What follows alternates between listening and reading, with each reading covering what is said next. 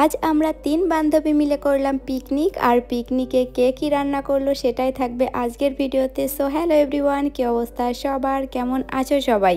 এখন বাজে দুপুর 2টার মতো। আর এখন আমি স্নান করে ফ্রেশ ট্রেশ হয়ে নিয়েছি।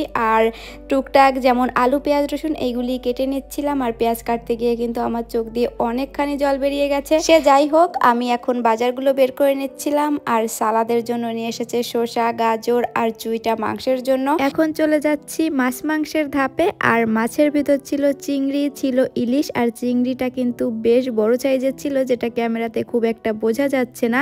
আর ইলিশ মাছটা ছিল খুবই ফ্রেশ। মাছগুলি তো বের করে নিয়েছি। এখন চলো আলু পেঁয়াজটাকে ভালো করে ধোয়া যাক। আর এই তো আলু পেঁয়াজ রসুন সবগুলোকে ভালো করে ধুয়ে নিয়েছি। এখন মাংসর দিকে যাওয়া যাক। আর এই তো মাংসটা ছিল রাজহাঁসের মাংস। কাল রাতেই আমাদের প্ল্যান হয়েছে আজ পিকনিক করব, তাই সবাই বেশ হুটহাট বা তাড়াহুড়োর ভিতরই পিকনিকটা শুরু হয়ে গিয়েছে বা পিকনিকটা করা হচ্ছে।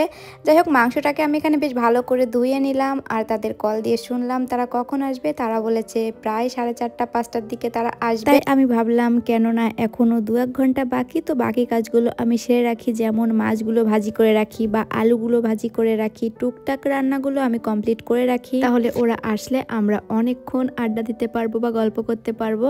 সে যাই হোক, এখন আমি মাছটাকে বেশ ভালো করে লবণ হলুদ মরিচের গুঁড়া দিয়ে মাছগুলো ভাজি করে নিব।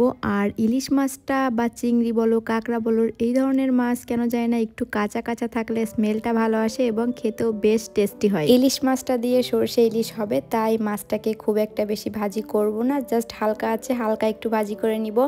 আর এই তো চিংড়ি মাছে চলে এসেছে। চিংড়ি মাছটা দিয়ে হবে চিংড়ি মাছের মালাইকারি। চিংড়ি মাছটা তো সেম প্রসেসে লবণ হলুদ আর মরিচের গুঁড়া দিয়ে বেশ ভালো করে মাখিয়ে নিচ্ছিলাম। তবে গ্লাভস পরতে একদমই ভুলে গেছি। আমার মরিচের গুঁড়া লাগলে হাতটা প্রচণ্ড জ্বালা করে। আর আজকেও সেম হয়েছে, অনেকক্ষণ ধরে জ্বালা করেছে। তবে তাড়াহুড়োই, এবং ওরা আসবে যেহেতু ওদের আমার আনতে যেতে হবে, তাই বেশ তাড়াহুড়োই করে নিয়েছি। তবে হাতটা অনেক জ্বালা করেছে।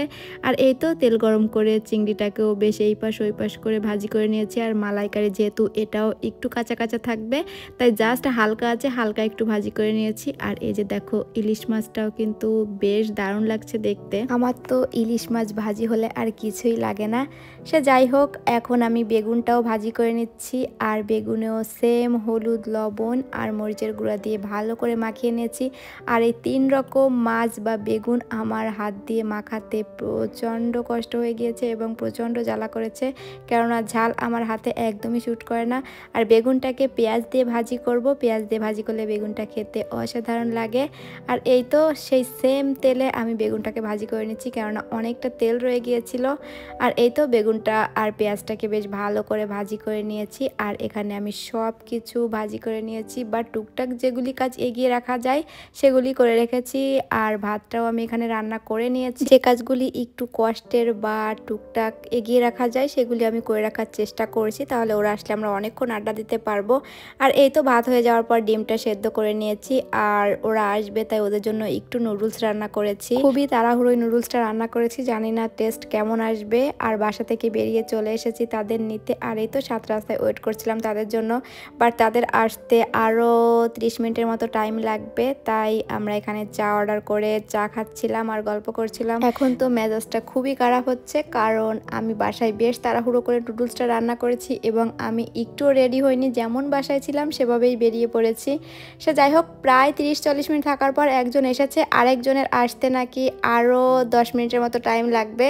আর তারও 10 মিনিট পর আরও একজন চলে এসেছে। আর এখন আমরা রিক্সা নিয়ে 3 জন চলে যাচ্ছি বাসায়। আচ্ছা, আমার বান্ধবীদের সাথে তোমাদের পরিচয় করিয়ে দিই। এ আমার ক্লাসমেট, আর ইনি সম্পর্কে আমার বান্ধবী, বাট তার এবছর নার্সিং কমপ্লিট হয়ে গিয়েছে, সো সে আমার বড় দিদি। আমরা বাসায় আসার পর প্রায় 3 ঘন্টা গল্প করেছি, তার ভিতর কোনো কাজ তো দূরে থাক কিছুই করা হয়নি। আর এখন আমরা রান্না করতে এসেছি, এখন প্রায় 10টার মতো বাজে। যাই হোক, এখন দিদি সব কিছু বেশ ভালো করে কাটুকুটু করে নিচ্ছিল। আর এই তো মাংসটাও প্রায় হয়ে এসেছে। আর এই যে মাংসের ফাইনাল লুক। প্রত্যেকটা রান্নার ভিডিও করতে গেলে ভিডিওটা অনেক বড় হয়ে যাবে, তাই সেভাবে আর করা হয়নি। প্রত্যেকটা রান্না হয়ে গেলে তার ছোট্ট একটা ক্লিপ নিয়ে রেখেছি, সেটাই তোমাদের দেখাচ্ছি। আর এই তো এখানে সালাদটা বেশ ভালো করে কাটা হয়ে গিয়েছে। আর আজকের রান্নাটা আমরা সবাই বেশ শেয়ার করে করেই রান্নাটা করেছি। আর ডিমটার কালারটা কেমন জানি দেখাচ্ছে ক্যামেরাতে, তবে এটাতে হলুদ একটু কম হয়েছিল, তারপরেও এটার টেস্ট ছিল অসাধারণ। আর এই তো আমাদের সাথে ছিল আজকে দই, আর দই থাকলে তো কোনো কথাই নেই, দই আমার বরাবরই খুবই প্রিয়। আজকের প্রত্যেকটা রান্না কমপ্লিট করতে রাত প্রায় 1টা বেজে গিয়েছে। আর আমাদের ডাইনিং টেবিল না থাকার কারণে সবাই নিচে বসেই খেতে হবে। রাত অনেক বেশি হয়ে যাওয়ার কারণে সরিষা ইলিশটা রান্না করা হয়ে ওঠেনি, জাস্ট মাছগুলো ভাজি করে নেওয়া হয়েছে। কাঁচা কাঁচা ভাজি করা ছিল, সেটাকে আরও একটু বেশ কড়া করে ভাজি করা হয়েছে। আর এই তো এখন আমরা সব খাবারগুলো বেশ ভালো করে নিয়ে নিয়েছি। আর এখন আমরা নিচে বসে বেশ গল্প করতে করতে খাওয়াটা শুরু করব। এই তো খাওয়া দাওয়া শুরু করে দিয়েছি। বেগুন ভাজির সাথে পেঁয়াজটা আর সাথে ইলিশ মাছটা যে কি দারুণ লেগেছিল, আমার তো এখন আবার খেতে ইচ্ছা করছে। আর তারপরে নিয়ে নিয়েছিলাম ডিম, আর ডিম আমার খালি ডিমই খেতে ভালো লাগে। ডিম খাওয়ার পরে নিয়ে নিয়েছি চিংড়ি, আর চিংড়িটা বেশ দারুণ লেগেছে। আর তারপরেই ফাইনালি রাজাহাঁসটা নিয়ে নিয়েছি, আর রাজাহাঁসটা এত দারুণ নরম হয়েছিল। এখন দই আর কোকা-কোলা খেতে খেতে ভিডিওটা এখানে শেষ করি। ভালো লাগলে লাইক, কমেন্ট, শেয়ার করে দিও। আর সবাই ভালো থেকো, বাই।